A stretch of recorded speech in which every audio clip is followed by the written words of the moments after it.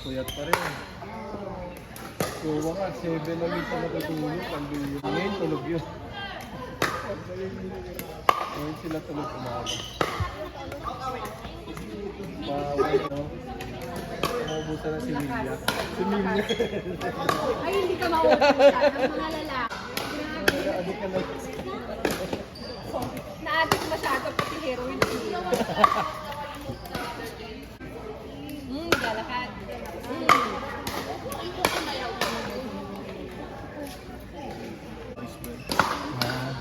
Wala na. Pero yung mga nakapasok. Siya yung next sa ano, waitlist eh. Pero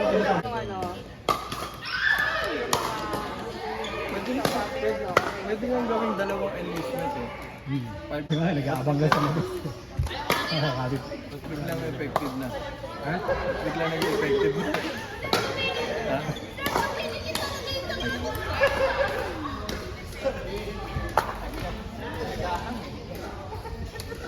Paano true?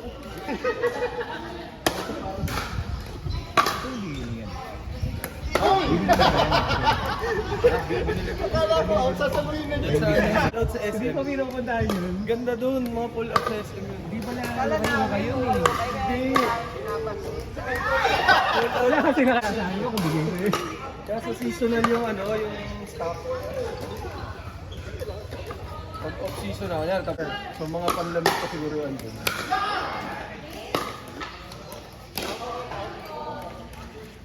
Sila, meron hindi. Lalo ko mo pang pasto, may nabili nga ako ng shirt, 50 pesos eh. Fake Kasi yung mga naman. item kasi hindi ko lahat ano, na iba na dito sa department store. Unless hindi nga tayo sa Shopee.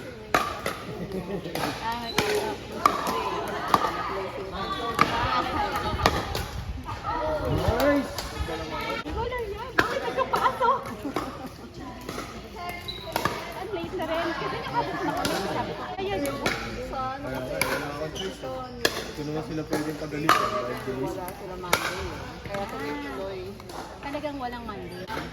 Friday. Ano pa kasi, yun, pag di mo sila pinalo. Tapos yung pangalan. Yung pasok. Oh, talagang ano. Oo. So, nung online, during online kasi mga bata, papunta sa post sila.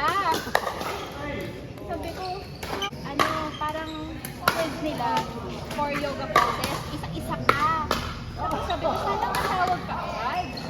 Eh, nung patapos na, tsaka pa siya nagao. Sabi ko, kung tapos na siya, pwede na kami